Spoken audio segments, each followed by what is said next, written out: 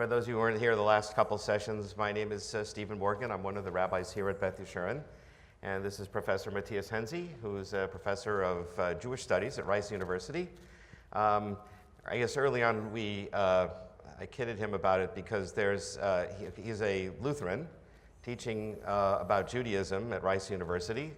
And there's a famous Jewish professor, Amy Jo Levine, who teaches at the seminary at Vanderbilt about Jesus to Christians. So he's sort of our counterpart here in Houston, which I think is kind of a statement to say that really when you're talking about scholarship, scholars see things through a scholarly lens, and you can see it. You don't have to be an insider necessarily to have scholarly opinions on a subject. So tonight's subject is going to be our prayers and our hopes. That's usually the reverse of what people talk about, our hopes and our prayers. But I want to end on hopes, so we're going to talk about prayers first. That's sort of the more scholarly aspect of this. We're going to actually look at a couple of prayers in Judaism and Christianity, and then we'll kind of back off and sort of try and get the big picture with a conclusion of where do we go from here. So the way we organize tonight, I'm starting off talking about a couple of fundamental building blocks for Jewish prayer. I'll be spending a little bit of time developing those ideas, and then I'm going to turn it over to Matthias, who's going to sort of talk about general Christianity, but focusing on two particular important prayers in Christianity, and that's how we'll proceed. So for those people who are not Jewish, and maybe even for people who are Jewish but never thought about how the prayer book is organized, let me just briefly kind of give you a bird's eye view of what Jewish prayer is about. I'm talking about Jewish communal prayer, by the way. Anybody can pray anytime, any place, by themselves, and use whatever words they like. But when people come together to pray as a community, then we need to be on the same page, literally. And so therefore we need to have somebody write words on that page, and that creates a structure. So the two major structures in Jewish prayer are the Shema and its blessings, which is what I'm going to talk about a little later, and the other one is the Amidah.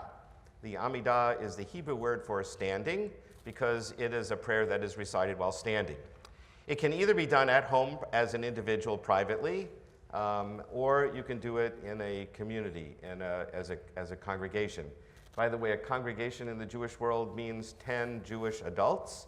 If you're in the Orthodox Jewish world, those adults all have to be men. So, because originally only men counted in communal organizational structures. The conservative and reform movement now are egalitarian, so 10 Jewish adults count as a community, and you can come together to pray these prayers together. The Amidah the idea of it is that you're as an individual, you are coming into God's throne room, so to speak. That's obviously a metaphor, but you are kind of having a personal encounter with God. You introduce yourself to God first with the opening blessings. We announce God's holiness using a couple passages from the Bible, including one familiar to Christians from the prophet Isaiah. Kadosh, Kadosh, Kadosh, Adonai Tzvaot. Holy, holy, holy is the Lord of hosts. For those who do Latin Mass, it's Sanctus, Sanctus, Sanctus. Don't ask me what the rest is. I'm not a Latin expert, but I've heard the Latin Mass before, and I've recognized those words. So we recite that about God's holiness. Then we have several requests during the weekday Amidah. We recite a series of requests for God about individual needs, communal needs, and so on. And then we conclude with a thank you to God, and we excuse ourselves from God's presence, backing out and bowing. That's the Amidah. It's said 3 times a day. The Amidah, we believe, was originally structured to replace the temple sacrifice service. So your private Amidah would replace a private sacrifice that you might have brought to the temple, and the community Amidah, which is said if you're in a community, replaces the community offering that was offered in the temple by the priest twice every day, once in the morning and once in the afternoon. So originally the Amidah was probably only said twice a day. However, because the Shema, as I'm going to talk about in a minute, was said twice a day, once in the morning and once in the evening, Jews decided, well, as long as we're saying the Shema in the evening, we ought to do another Amidah. So now we do 3 Amidas a day, morning, afternoon, and evening. Is everybody with me so far? Okay, good. So now I want to focus on the Shema and its blessings. That's the other central prayer unit. And we're not exactly sure when it got organized this way, but 3 paragraphs from the 5 books of Moses were seen as having a unified structure, and they were stuck together. And I refer you to the handout. The first one is Deuteronomy 6, verses 4 through 9, which we'll look at closely, and then Deuteronomy 11, 13 to 21, and then finally Numbers 15, chapter 15, verses 37 to 41. Those 3, for whatever reason, were put together as a structure, a unit. One modern scholar, Reuven Kimmelman, has suggested that this maybe others as well, have suggested that the Shema may have been a reenactment of the scene at Mount Sinai when the Israelites are receiving the 10 Commandments. Elements of this first of all, the passage in Deuteronomy 6 immediately follows the 10 Commandments in Deuteronomy. And the idea that I am the Lord your God who took you out of the land of Egypt is the opening for the 10 Commandments. Here we're saying, Hear, O Israel, the Lord our God, the Lord is one, seems to be a similar statement. So it may be sort of a reenactment of that Mount Sinai scene. In any case, let's take a look now at the first paragraph of the Shema series, 6, 4 through 9. The first sentence, as I said, is, Hear, O Israel, the Lord our God, the Lord alone, or the Lord is one. And then a statement that is familiar to all Christians, you shall love the Lord your God with all your heart, with all your soul, and with all your might. Obviously a commandment to love God in a very intense way. Then it says, take to heart these instructions which I charge you this day, impress upon them to your children. The translation impress comes from the Hebrew verb vishinantam, which is to teach them. But in Judaism, we have different words for teaching.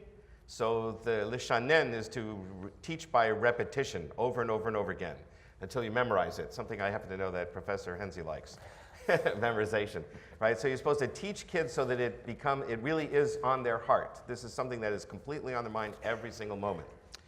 So you should teach them to your children, and you talk about them at home and when you're away, when you lie down and when you get up. And when you lie down and get up is the basis for Jews reciting it twice a day, right? When you lie down and when you rise up.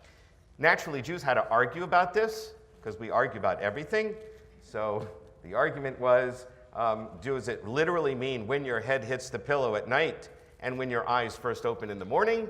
Or does it just mean sometime in the evening and sometime in the morning? The more lenient opinion of the school of Hillel won. The more lenient opinion of school of Hillel almost always won. They had a majority in the Senate, as it were, the majority in what we call the Sanhedrin, the Jewish court. And so they almost always won. And so the more lenient opinion is any time that you do it in the evening is okay, and any time in the morning is okay. Then you should bind them as a sign on your hand, that they should serve as a symbol between your eyes. If you have seen Jews wearing distinctive leather boxes that are black leather boxes on their arm and on their forehead, we may look a little bit to a novice. We say, what are those Jews wearing those things on their heads and arms for? That's because we took this passage literally, so we write it out on a piece of parchment, stuff it in a black box, and then fasten it on our arm and before our eyes. Why would it say to do that? On your eyes puts it in your mind all the time, and on your arm is in your actions, right? So in all your actions and all your thoughts, you're thinking about the fact that there's one God, and you should love God and do what God wants you to do. And then inscribe them on the doorposts of your house, which we call the mezuzot. So you may see on the doorpost of a Jewish home a little ornamental box. Again, we've taken this passage, written it on parchment, put it inside the box, and put it on the doorpost to fulfill this verse. Why is it on the doorpost? I will give you the rational answer given by Maimonides in the 12th century, which seems to me to be the obvious answer. It just told you that when you walk on the way and when you sit at home, you're supposed to think about these words. So when you leave your house to walk on the way, you pass by this reminder, right, that you're supposed to think about them. And then when you come home from outside, when you come home, you're reminded that you're supposed to think about them at home, right? It's simply a another mnemonic device to remember about these commandments. So that's the first paragraph. I will skip the other two paragraphs and then talk about the package it comes in.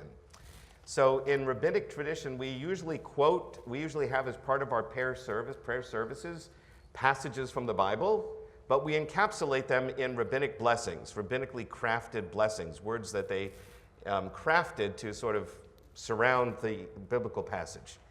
And in the case of the Shema, there are two blessings we recite before the Shema and one blessing we recite afterwards. And the three themes for them are mentioned in the little arrow there. The first one is about God being the creator. These prayers were originally somewhat fluid, and prayer writers could be creative about how they wrote about them. So we have different versions of these prayers. Eventually, when the printed prayer book came into being, the ones people liked the most ended up getting into the prayer books. So now we have only one or two versions in the printed prayer books because that's all that's left. The other ones you have to go look for ancient manuscripts for. But the one in the evening talks mostly about God creating the sun, moon, and stars, because you can see the moon and stars at night, but talking about God's creation. And in the morning, not surprisingly, we talk about God creating light as we wake up and see the sun in the sky. Then God as revealer, the paragraph I'm going to look at in a moment. And finally, God as redeemer, that is, God has a presence in our lives as Israelites, has had a covenant with the Israelite people for centuries. And the moment that we recall most impassionedly, I would say in the Jewish world, is that formative moment when we became a free people, right? We were a clan with Abraham, Isaac, and Jacob. We became a people in Egypt, but we were enslaved. So when we left Egypt, for the first time, we had our freedom. It's sort of like the 4th of July for America, right? And so that's the moment that we celebrate and we remember about God's presence in our lives at that moment. And that is specifically when we cross the Red Sea. It's not the 10 plagues in Egypt or the escape from Egypt. It's not until we were able to escape the Egyptian army, and the army is destroyed in the sea, and therefore no longer able to capture us and bring us back, that we're truly a free people. That's the moment when we celebrate and we sing a song maybe you've heard before, Mi chamocha ba'elim Adonai, who is like you, God amongst the mighty. And we rejoice in that song, and that becomes sort of the end of this last blessing. Now let's look at the one about, and this is the thing I'm going to end on and then turn it over to Matthias Henze. So the second blessing before the Shema talks about God being a revealer of wisdom. In our tradition, it's the Torah, the 5 books of Moses. And so this is how the prayer goes in the morning version. I said there's a couple versions out there. We have a little bit of a different version in the evening. This is the morning version. With a great love, you have loved us, Lord our God, with a great and superabundant compassion. Have you had compassion upon us, our Father, our King, for the sake of our fathers who trusted in you and you taught them the laws of life, so too grace us and teach us. Our Father and merciful Father, the merciful one, have mercy on us. Put into our hearts to understand and to comprehend and to listen and to study and to teach and to keep and to do and preserve all the words of the study of your Torah with love. Lots of verbs there about the Torah. And enlighten our eyes in your Torah and make our hearts cling to your commandments. Unite our hearts to love and fear your name. And may we never be embarrassed. Since we have trusted in your great, awesome name, let us rejoice and be gladdened by your salvation. I'm going to stop there for a moment. I mentioned to Professor Henze when we discussed this that I have thought for the last several years that this particular prayer may be an answer to Paul. So he can comment on this. But Paul, as my understanding is, sort of saw a distinction between the covenant of law, which is the Old Testament, and the covenant of love, which is the New Testament, and in a sort of a superiority of the second over the first. And we know that there was some interaction of the early Jewish and Christian communities at this time.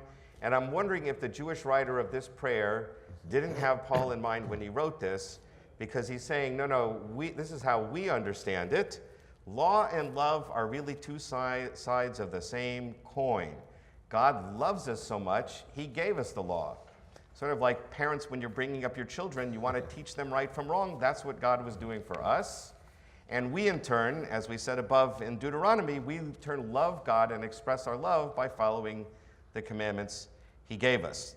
Now, I have to say also that the Bible is full of examples where the Israelites did not follow God's law and made mistakes.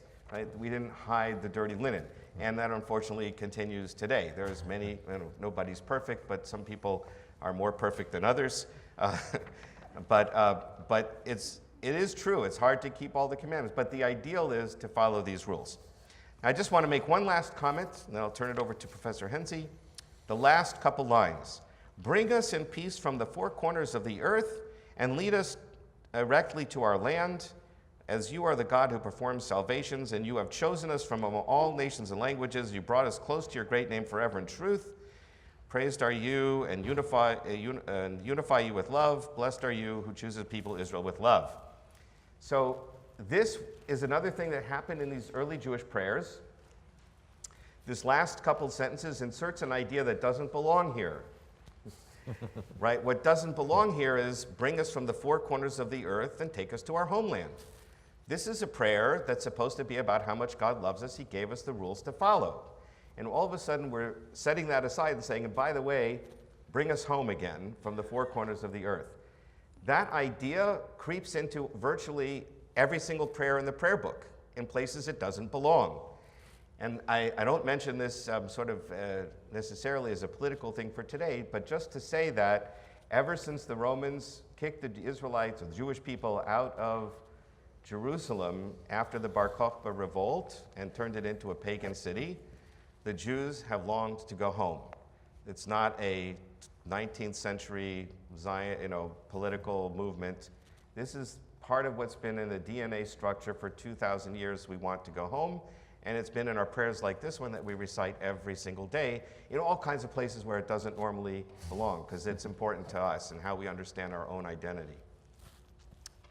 Great, thank you very much.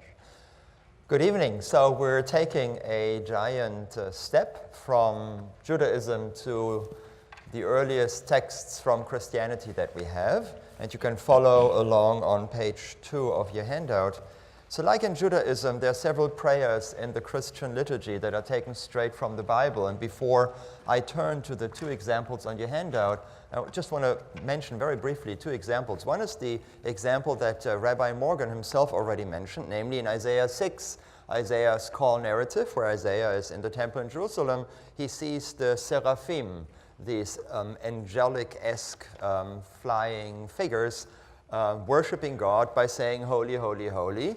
And I have several colleagues of mine who have written articles about the reception history of just that one verse in Judaism and Christianity, and it is quite remarkable. It is all over, and of course survives into the worship today, so it is part of every Christian worship. The idea being that if you recite these verses from the prophet Isaiah, you are you're participating in the ongoing worship in heaven. Right? You're joining with the angelic hosts, and you're becoming one in the praise of God. And another example would, of course, be the Psalms. We could teach another class together about the use of the biblical Psalms in Jewish and Christian liturgies. The Psalms are a standard part of the Christian liturgy as well, of course. And I think the idea is that in reciting the Psalms, you're participating in the worship of ancient Israel. So I use these two examples, Isaiah and the Psalms, as examples of how the Christian community that worships God quite deliberately does so, not in segregation, but participates in a worship that has very ancient roots. So today I want to look at two texts, both of which are on your handout, the so-called Magnificat and then the Lord's Prayer. I want to be a little shorter on the first one and perhaps say a little more about the Lord's Prayer because it's really at the core of Christian identity. But let me spend 5 or 6 minutes on the Magnificat, the first prayer there. So the story is that one of the four evangelists, one of the four gospel writers, namely Luke, the writer of the third gospel, tells the story of Jesus' birth and upbringing, and he interrupts himself 5 times in the first 2 chapters and inserts short poems, songs, blessings into his narrative. And I've listed on the handout these 5 poems. The first one is the Ave Maria. This is not the text that Gabriel says that then becomes the prayer. This is Elizabeth greeting Mary as she visits her. Then the second that I listed here is what's known in the Christian tradition as the Benedictus. This is Zechariah, the father of John the Baptist. Then there's, of course, the Gloria in Excelsis Deo. These are the angels that sing when they learn of the birth of the Messiah. And then the last one is the Nunc Dimittis. It's a beautiful, short text said by an individual about whom we know very little. His name is Simeon. Luke just tells us he was a righteous and devout man in the temple, and when Joseph and Mary come and present Jesus to the temple, he praises God and says, now you let your servant go in peace, your word has been fulfilled, I have seen the salvation which you have prepared. So he thanks God for allowing him to die in peace, because now what he has longed for all of his life has become true. And so in many Christian worships, these words are recited at the end of the service. Now you let your servant go in peace, your word has been fulfilled. That's interesting. I just now explained the scene in the Ten Commandments. Well, I don't know if you remember this, but there's a scene in the Ten Commandments where Moses, I think, after beating up the Egyptian taskmasters, the old Jewish guy says, I know I finally lived to see the Redeemer of our people. He has that, and I'm sure that Cecil B. DeMille had that verse in mind. That's exactly the idea. Put that in, yeah.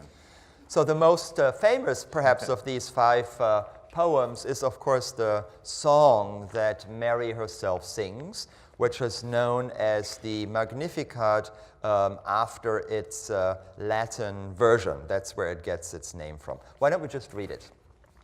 And Mary said, my soul glorifies the Lord, and my spirit rejoices in God my Savior, for he has been mindful of the humble state of his servant. From now on, all generations will call me blessed, for the Mighty One has done great things for me. Holy is his name. His mercy extends to those who fear him from generation to generation. He has performed mighty deeds with his arm. He has scattered those who are proud in their inmost thoughts. He has brought down rulers from their thrones, but has lifted up the humble. He has filled the hungry with good things, but has sent the rich away empty. He has helped his servant Israel, remembering to be merciful to Abraham and his descendants forever, just as he has promised our ancestors. So perhaps the first thing to observe is that this prayer is not really the kind of prayer that you would expect, right? You would expect Mary to be grateful for the promise of a son, but this is not what you get. So scholars wonder whether Luke is here using a psalm or a song that has existed already and puts it into the mouth of Mary. There is, in fact, another song after which this one is modeled, and that is a song in the Hebrew Bible, the Old Testament, namely the Song of Hannah at the beginning of 1 Samuel. In 1 Samuel 2, Hannah, who is introduced to us as the wife of Elkanah, is the mother of Samuel. And she is barren, she can't have a child, and so she makes a promise. If I get a child, I will dedicate this child to God. And then God gives her a son, and his name is Samuel. If you look at the song that she then sings in 1 Samuel 2, it is very similar to Mary's song, so that it is quite obvious, at least to me, that Luke knew Hannah's song and modeled his own song after Hannah's song. Not only that, but it's also just as odd, right? She has it's just a son, as odd, exactly. And she's not saying, thank you, God, for giving me a son. She is saying very similar things to very this, similar. Right? So let's look at the structure of the Magnificat. I propose to you that it has 4 parts. It starts out in verses 46 and 47 with a kind of an introduction in which Mary expresses her joy. And there's some beautiful parallelism. My soul glorifies the Lord, and my spirit rejoices in God, my Savior. This is clearly Hebrew, what we call parallelismus membrorum. It's like a biblical psalm there. And then we have, after this introduction, the next part would be in verses 48 through 50, where Mary relates what God has done to her. And these verses in particular are very close to Hannah's song, as Rabbi Morgan just pointed out, in 1 Samuel 2. Then you have verses 51 through 53, which is the next part, that are a little bit at odds with the narrative context here, because there it seems that God brings about social justice. Right? These are harsh words. God remembers the lowly, but it's not so nice to the rich. And then in the last two verses, in verses 54 and 55, there's yet another topic that's being introduced, namely that God remembers Israel, and in particular the promises God has made to Abraham. So what are we to do with this prayer? Now, I want you to remember three texts in the Hebrew Bible, in the Tanakh. The first one is the Song of Miriam in Exodus 15, the scene that you just mentioned. The Israelites have crossed the Red Sea, and Miriam turns around and says this beautiful, very short prayer. Shiru ladonai ki ga'oga'a, sus v'rochvo ramavayam. Sing to the Lord because he has done a heroic deed. The horse and its rider he has cast into the sea. Quite possibly one of the oldest texts we have in the Hebrew Bible. Right, there's the Song of Moses that comes right before it. It quotes it and then expands on it. But I think that the Song of Miriam may well be one of the earliest texts. Then I want you to think of the Song of Deborah in Judges 5. This is after the battle with Sisera, where there's this beautiful song of victory, which I also think is a very old poem. And then you have the Song of Hannah in 1 Samuel 2 that we've mentioned.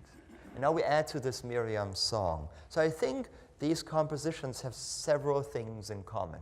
One, they are all recited by a woman. Two, they're all hymns of praise. They glorify God.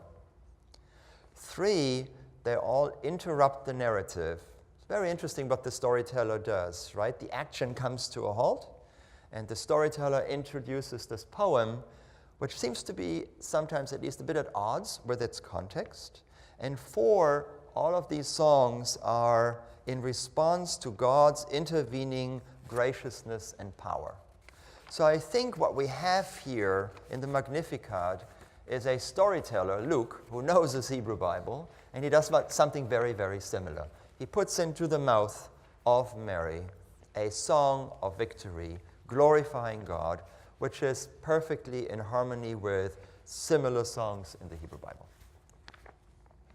Leave it with that and go on to the Lord's Prayer. In the New Testament, we find the Lord's Prayer twice in two of the Gospels. First in Matthew chapter 6, at the very center of what we call the Sermon on the Mount. The Sermon on the Mount is the first of 5 speeches that Jesus gives in the Gospel of Matthew. It begins at the beginning of chapter 5 and ends in chapter 7. And quite deliberately, I think, in the middle of this long speech, Matthew inserts this prayer. Jesus teaches his followers, his disciples, how to pray. And then there's a second version of it in the Gospel of Luke in chapter 11, which is shorter. So let's just read the Lord's Prayer. This is the Lord's Prayer, how it is recited in the Christian liturgy to this very day. Our Father who art in heaven, hallowed be your name. Your kingdom come, your will be done on earth as it is in heaven. Give us our daily bread, and forgive us our trespasses as we forgive those who trespass against us. And lead us not into temptation, but deliver us from evil. For yours is the kingdom and the power and the glory forever and ever. Amen. While most Christians today understand the Lord's Prayer to address everyday needs, I think much can be said in favor of an interpretation that claims that this was originally an eschatological prayer. That is to say, that this prayer was originally meant to talk about the end of time and not about day-to-day needs. So, for example, several scholars have suggested, and I think for very good reason, that hallowed be your name, your kingdom come, and your will be done, really ask God to usher in utopia, really ask God to bring in the world to come, the Olam Haba. The request for daily bread may well turn out to be a prayer for the bread of life, and the heavenly manna of the days of the end. The forgive us our trespasses is prayed in view of the coming judgment. There's a certain gravity here. And then, of course, the focal point at the end, deliver us from evil, may not necessarily be a reference to eating too much chocolate. I think there's a certain tendency in Christianity to domesticate this prayer, right? To make it sort of cute. I'm not entirely sure that that was its original meaning. All right, let's look at structure. Here I will take off my Christian hat and put on my professorial hat, for which I profusely apologize. So I'm the English teacher. Now let's look at the structure, and I propose to you that the Lord's Prayer has three parts: an introduction, a middle term, and an end. So the introduction is the first line, is an address, or what we call an invocation. You call on God, our Father who art in heaven. And Rabbi Morgan, who put together all of our handouts, kindly provided you with the Hebrew, lest there be any doubt that this is something that you would never find in Hebrew literature. So the Hebrew there is Avinu Shebashamayim, our Father who is in heaven. Then you have the middle part, and the middle part consists of a list of petitions. And as I will argue in just a second, there are 7 of these petitions. The first one is, hallowed be your name. The last one is, but deliver us from evil. And then the third part, to round it all out at the end, is what we call a doxology. A doxology is a praise of God. For yours is the kingdom and the power and the glory forever and ever. Amen. Beginning, petitions, and end. I'm interested in the petitions. So let's look at the petitions. There are 7 of them. Let's go through them. First one, hallowed be your name. Second, your kingdom come. Third, your will be done on earth as it is in heaven. 4, give us this day our daily bread. 5, and forgive us our trespasses as we forgive those who trespass against us. 6, and lead us not into temptation. 7, but deliver us from evil. Christians like their bells. So there are 2 ways of using your bells. You can peal them and you can toll them. Pealing your bells means ding-a-ling-a-ling. You pull your rope and the bell swings back and forth. Tolling means that there's a hammer on the outside of the bell and it controls what you do. You pull the rope and then you let it go and the hammer goes bong.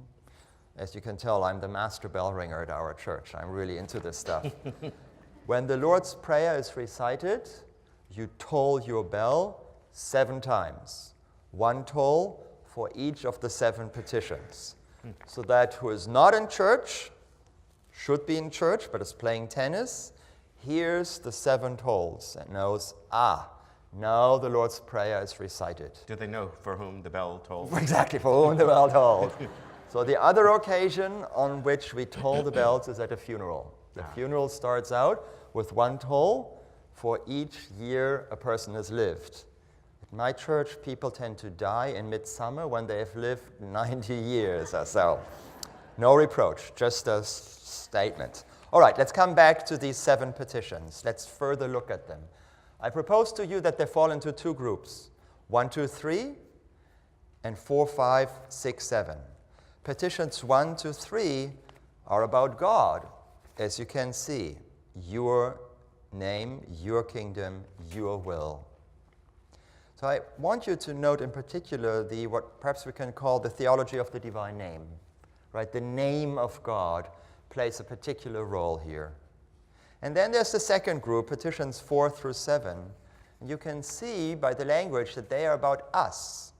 Right? So the camera shifts a bit. So let's look at these 4 petitions a little closer, because I think there's a further structure here for these latter 4 petitions. And what I would like to propose to you is that there are 4 gradually widening circles. We start at the center and then we move out. The first of these 4 petitions is about bread. What is bread? It's about the individual. It's about sustenance. And it's about survival, what we all need. The second petition is about sins.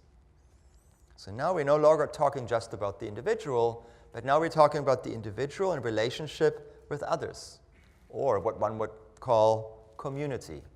We're widening the circle. The third is about temptation, or time of trial. So this is the petition really not to lose one's faith in the time of trial.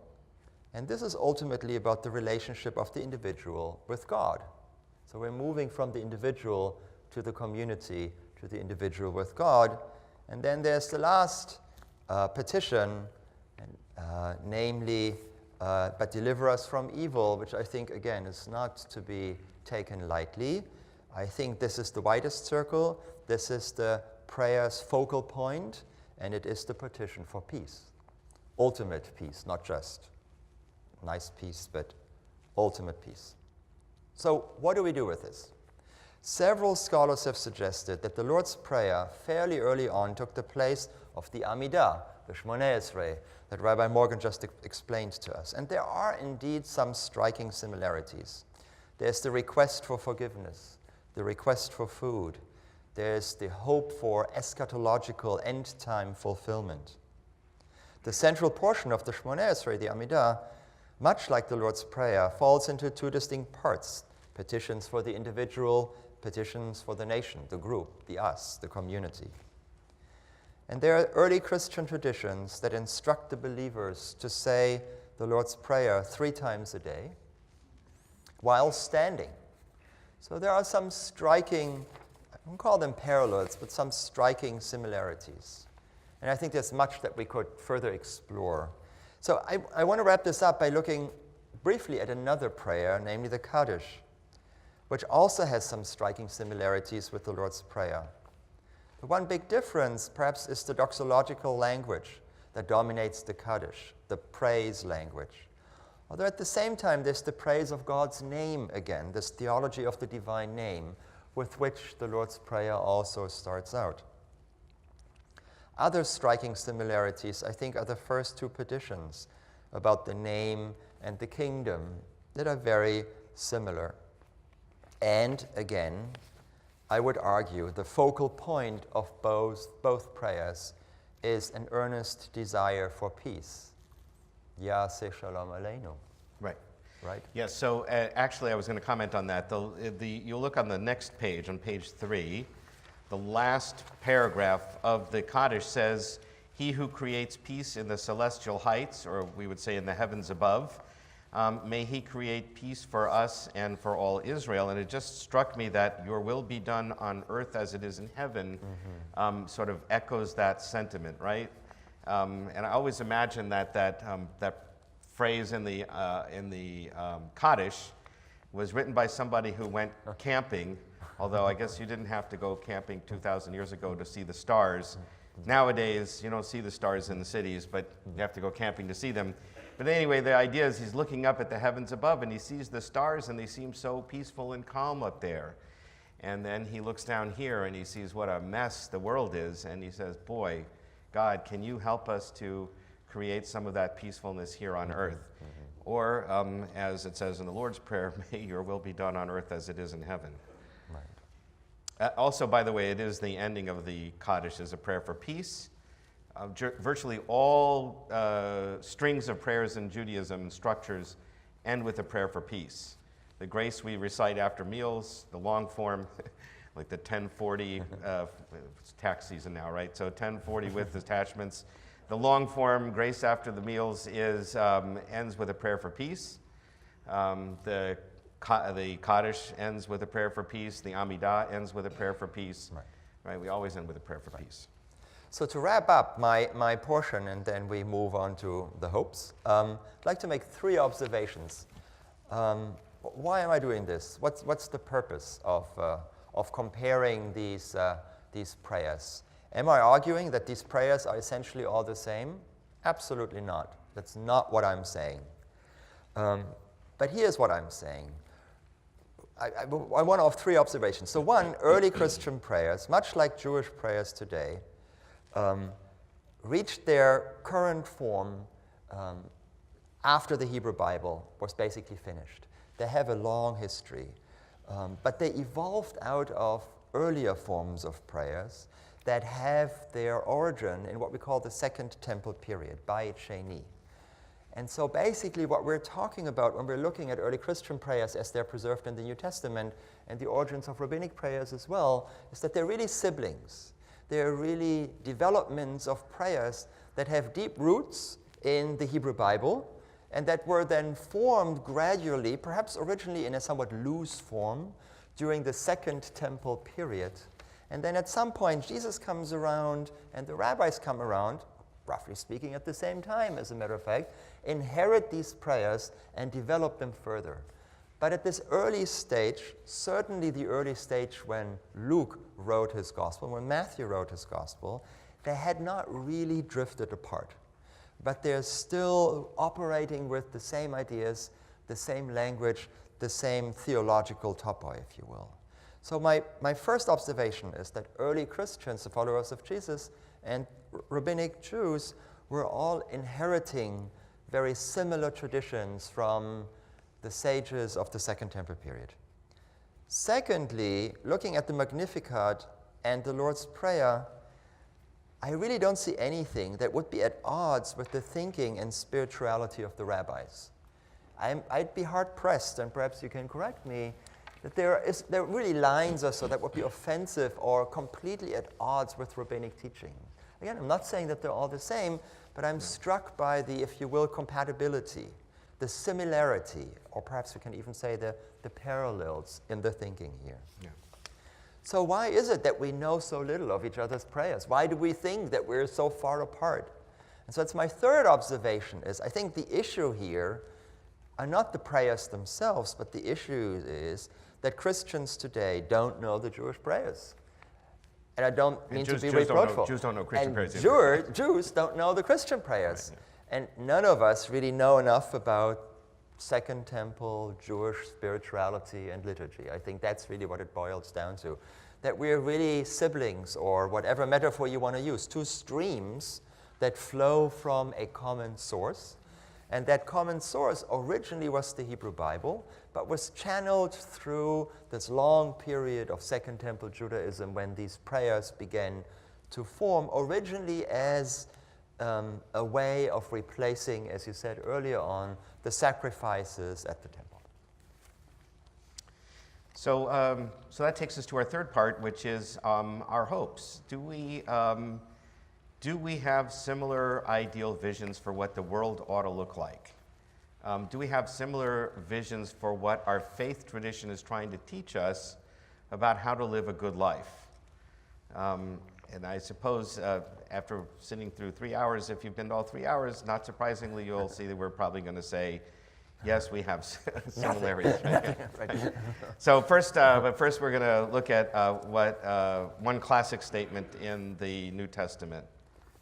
So we're back to Matthew. Towards the end, Matthew tells a story about Jesus being put to the test. So it's a very interesting story. Let's just read it. Hearing that Jesus had silenced the Sadducees, they had a little argument about the resurrection of the dead. Didn't go over very well. The Pharisees got together. One of them, an expert in the law, tested him with this question, "Teacher, which is the greatest commandment in the law?" Jesus replied, "Love the Lord your God with all your heart, with all your soul, and with all your mind. This is the first and greatest command.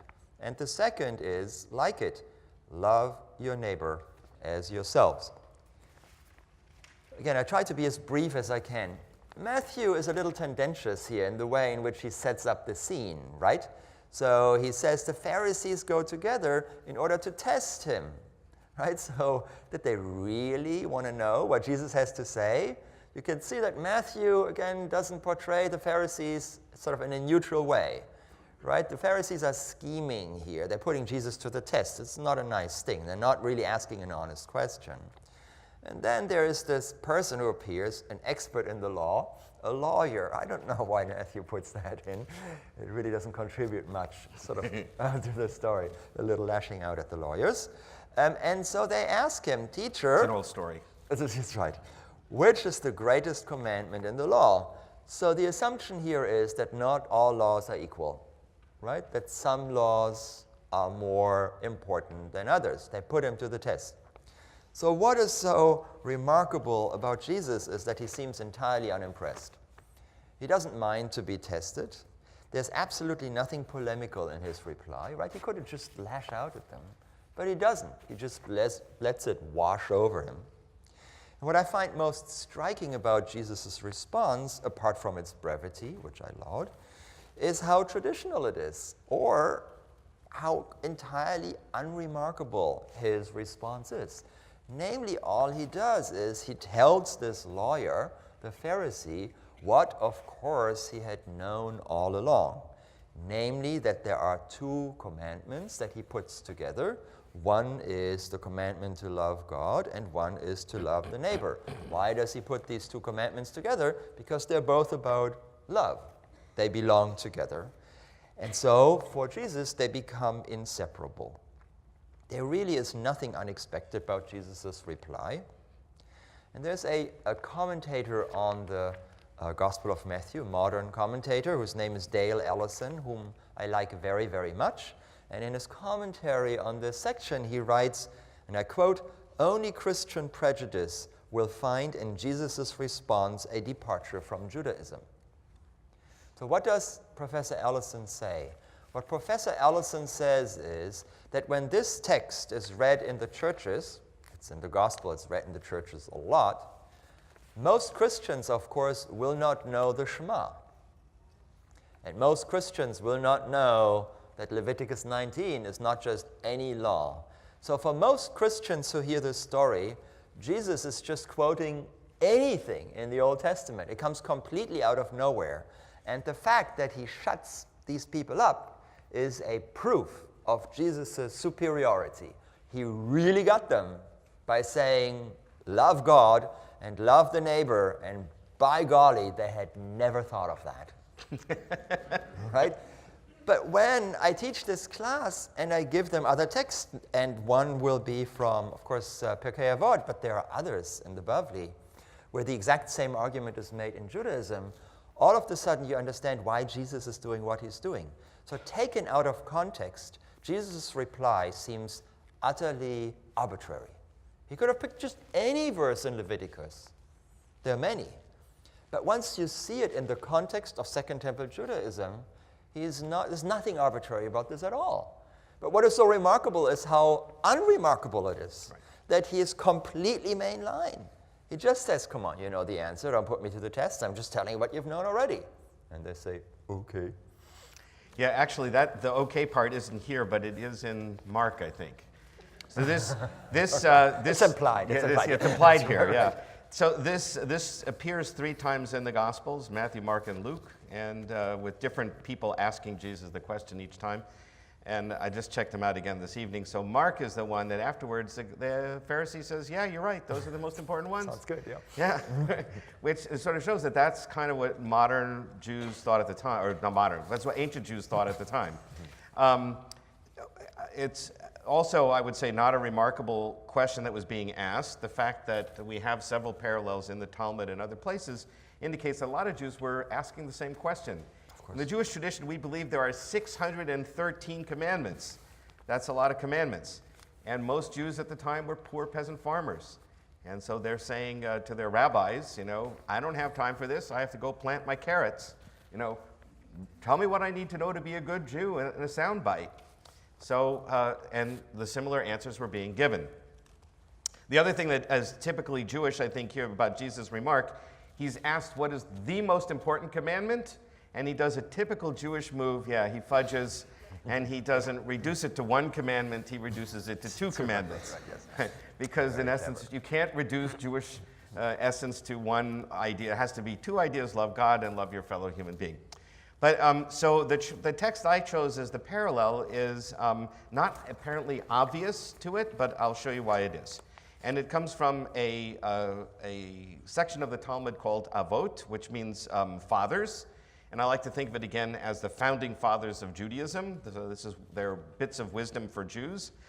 And in this case, Shimon HaTzadik, Simon the Righteous, who was writing about 100 years, or lived about 100 years before Jesus, said the following: on 3 things the world stands: And I think here he meant the Jewish world. The study of Torah, the study of our tradition, on the worship of God, and on acts of loving kindness. And the reason I see this as being a parallel to Jesus is because it does another typically Jewish move. First of all, of course, he's not quoting the Bible, right? Jesus quoted the Bible, right? And so Shimon HaTzadik is being a little bit radical here and saying, I don't need to quote the Bible, I'm going to give you my interpretation of the Bible, right? So that's a kind of a radical, but not unlike Pharisaic Jewish move and later rabbinic move. But the more important thing, I think, is he says, it's not enough to love God, and it's not enough to love your fellow human being, right? In Judaism, we often say it's really about what you do in the world that's the most important. So if you really love God, what are you going to do about it? And so he says, worship God, right? And if you really love your fellow human being, prove it. How are you going to prove that you really love your fellow human being? What are you going to do about it? And he says, do acts of loving kindness, right? So it's acting on those two maxims. He adds a third leg to the two, which is the study of our tradition, because he's a scholar and he thinks it's important. So, so that's the sort of answer there. So here I want to wrap up by asking. So one of the questions we've been talking about prayer, and sort of been looking at the big picture and where do we go from here. One of the questions I get asked is, Rabbi, do Jews and Christians pray to the same God? And I mean, after all, we have different concepts of God, certainly with respect to Jesus, who we consider a human being but not divine, and so there's no Trinity for us. But so the question arises, do we pray to the same God? And so in my sort of modern, unorthodox, ecumenical approach, I like to analogize religions to telescopes, right? So, so God is invisible, can't be seen, and therefore you need some kind of an aid to help understand God better, and that's what religions come to do. So just like telescopes are used to look through them to see the moons of Jupiter, so you can see them with which you can't see with your naked eye, you use religion to try and understand God better. It's something you couldn't do on your own without the help of your religious tradition. It turns out that different people need different telescopes. So here I would analogize it to sort of going to the optometrist, right? When you get your refraction for your lenses to know which glasses to wear, right? So he does this thing of better or worse, right? And everybody gets their own specific prescription to help their eyes to see more clearly. So different telescopes seem to work differently or better for different kinds of people.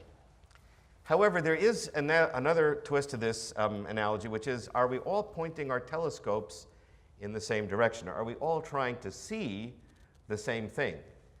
And here, I would say, again, as an ecumenical, unorthodox rabbi, the questions for me are two. Number one, does your telescope help you to live a richer spiritual life? Personally, do you have do you feel like you have a closer encounter with God, however you understand God? And secondly, does it inspire you to do good things in the world, to improve the world, to love your fellow human being, to make the world a better place, to treat God's creation in a way that's commensurate with understanding the Creator? Or as Jesus said, do you love God and do you love your fellow human being? Right? Those two questions, if your religion helps you to do both of those, then you must be pointing your telescope in the right direction. So I too have thought how best to wrap this up, and I come back in my thoughts time and again to Paul, the Apostle Paul in the New Testament, who in his last letter that he wrote, the letter to the Romans, spends 3 chapters, chapters 9, 10, and 11, on trying to figure out how this new thing, it's not yet Christianity, the followers of Jesus, how that relates to Israel. And if you read these 3 chapters, he's really working through this as a Jew, trying to figure this out. And he uses a metaphor, which I think to this day is unbeaten. It's still, to me, the most helpful metaphor. He uses the metaphor of the olive tree. And he turns to those non-Jews who are following Jesus, and he tells them, by believing in Jesus, God has grafted you into the tree. You are now part of this tree. And then he turns that around on them and says, but be careful. And I just want to read from Romans 11. This is, again, at the end of Romans 9 through 11, a few verses to you of what Paul there says, addressing specifically the Gentiles who have come to believe in Jesus as the Messiah of Israel. So he says, you will say, branches were broken off so that I might be grafted in. This is true. They were broken off because of their unbelief. But you stand only through faith. So do not become proud, but stand in awe. For if God did not spare the natural branches, perhaps he will not spare you. So what Paul says to the Gentiles is, yes, you were grafted unto the tree, meaning God has opened up the covenant with Israel to you. However, God might just as well take you out again. And so Paul ends his reflection there with a severe word of warning and a call to humility. That to me is key.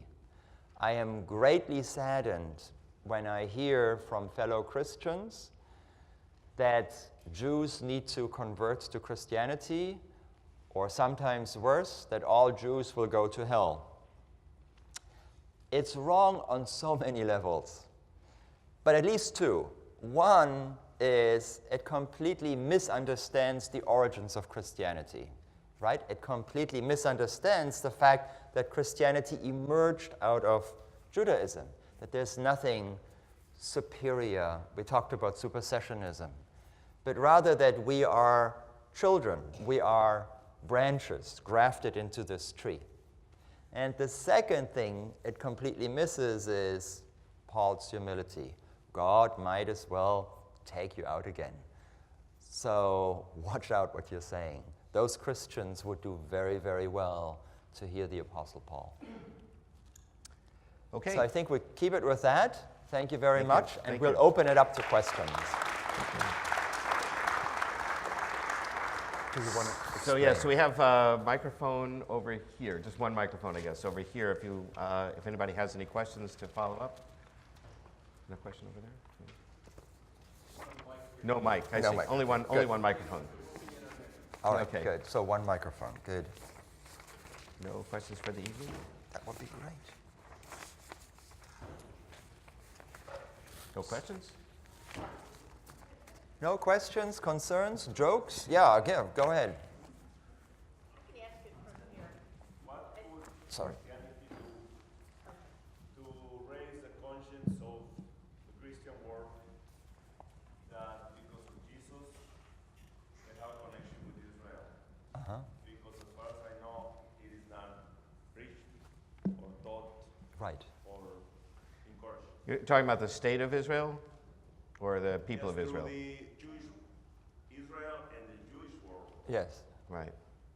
that without Jesus there was no connection. correct. But So your question is, what do Christians need to do to realize this?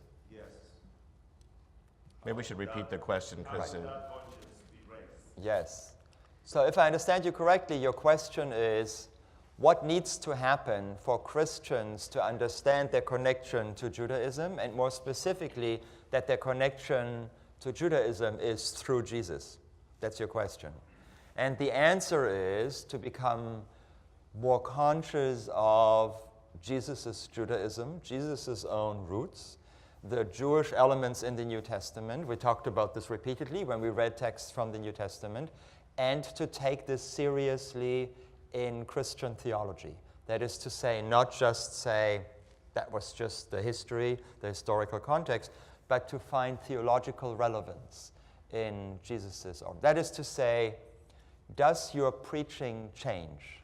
Does your way in which you think about Christianity change if you take seriously that God chose to send his son into ancient Israel and to have God's son be raised a Jew. And I think the answer is for many Christians, no, it does not change their thinking. That is to say, very few Christians would reject that thinking, right? I mentioned earlier that I've written a book on this. I'm now getting feedback. I was curious, what kind of pushback will I get? And I don't get any pushback by claiming that Jesus was a Jew. But what does it mean? That's where the music starts to play. That's where I get questions. I have two questions, both of which relate to changes in the original text. One question for Professor Henze, one for Rabbi Morgan. First, for Professor Henze, I understand that the Pope proposes to change the Lord's Prayer, specifically the section that says, "Lead us not into temptation." And I don't quite understand, is the Pope saying, well, the translations are no good?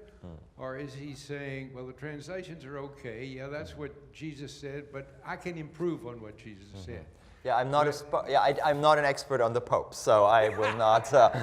I know not good. Probably has to do with translation, but again, I won't go into that. Okay. Second one's for Rabbi Morgan. What's the kind of legislative history or disputes that went on in the changing of Isaiah's language as incorporated into the Amidah?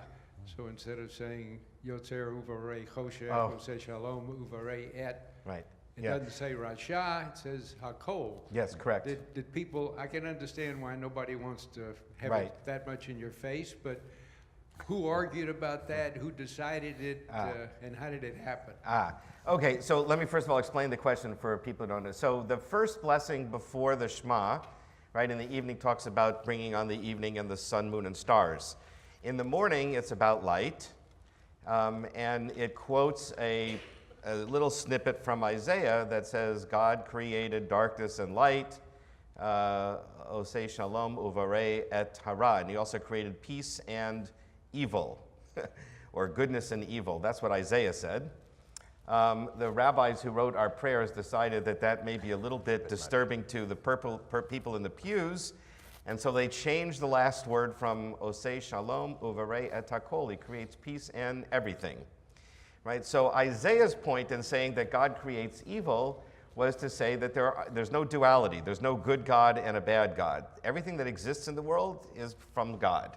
So things that we perceive as bad, you know, and there's a question about whether they're really bad or not, but things we perceive as bad also come from God. Only one creator. But the terminology is a little bit shocking, and so the rabbis changed the word to Hakol. Who changed it and why, I don't really know. But that was apparently considered an acceptable change. Other changes they didn't make, but that one they did make. Yeah. There are questions there in the back. So Hopefully a quick question. I'd just like to know, in the Christian prayers, are there any selections from what you would call the Old Testament included? Because I know you selected certain ones here, Sure. From Luke and things Sure. like that. yeah, plenty. So I mentioned, I think, Isaiah 6 at the beginning. The Psalms are all over. And even if we go down the Lord's Prayer and the Magnificat, of course, it is all quotations from Scripture. In fact, when Rabbi Morgan and I talked about this, he brought to my attention, I went through a long list. Right. You want to give your Yeah, example? so at the end of the Lord's Prayer where it says, yours is the kingdom, the power, and the glory, we say something virtually identical, which actually comes from 1 Chronicles chapter 29. When we take the Torah out and parade it around the synagogue, we say, Lecha Adonai hagedula v'hagavura v'hatiferet v'hanetzach v'hahod, right? Which is, yours, God, are the greatness, the might, the splendor, and the triumph and majesty, all that is in heaven and on earth. The Lord, to you, Lord, belong kingship and preeminence, right? So very similar. What happened was the Lord's Prayer clearly written, I think, out of that worldview that, that Chronicles is writing. somebody who knew the Bible well and was Right. sort of summarizing it. Thank you. Okay. Oh, there's no speak microphone up. there? Speak Oh, up. dear. Just speak up. You might have mentioned it in the first class, and I wasn't here. But Christianity's relationship with Judaism, has it changed with the Reformation, or is there a difference between the Roman Catholic Yeah. and the Reformation? Right, yes, that's a great question. So the question is, how do different Christian groups relate to Judaism, and what was the impact of the Protestant Reformation in the 16th century? That would be several classes of the sort of basically you're asking Jewish-Christian relations over 2,000 years. Of course, the Reformation has changed everything. The Reformation, the key figure in the Reformation was, of course, Martin Luther, who towards the end of his life wrote very unfortunate tractates against the Jews, which were then, if you look at the history of reading of these tractates, completely forgotten. They were not recited, not incorporated in the Lutheran Church until the Nazis came along and celebrated them and dug them out again. And that became then part of the Lutheran Church. And since then, there have been, after the Shoah, there have been several declarations by various denominations. And of course, you mentioned at the beginning of our meeting Vatican II, that respond to the Nazi Germany and the Shoah. You want to add to this, because Well, I you would have just looked say into this? specifically that the ELCA, the Evangelical Lutheran Church of America, of which Matthias Henze is a parishioner and his wife is a minister, has specifically denounced the anti-Semitic statements of Luther. Right, right. Professor Henze stressed the importance to a Christian of belief in Jesus. Rabbi Morgan discussed what Jews should do. And if we see a man who is charitable, treats his family well, welcomes strangers, attends the synagogue, keeps kosher, we'd say he's a good Jew. We don't ask whether he believes in a burning bush or Sinai. What kind of role does belief play in Judaism? In Judaism? Yeah, so as a rabbi, I would say, the tradition, of course, wants people to believe that there is a God, that God created the universe, that God loves his creatures, and he wants us to be good and take care of the planet he gave us. However, our tradition does teach, by and large, you can always find a variety of opinions, certainly in Judaism, but I would say by and large, the general consensus is that what God really cares about most is not what you think, but what you do in the world. Your actions are more important, and that's, in many, many places in rabbinic literature, that's stated. But that's not to say you're not supposed to believe that there's a God, but we believe that God mostly cares about what we do in the world.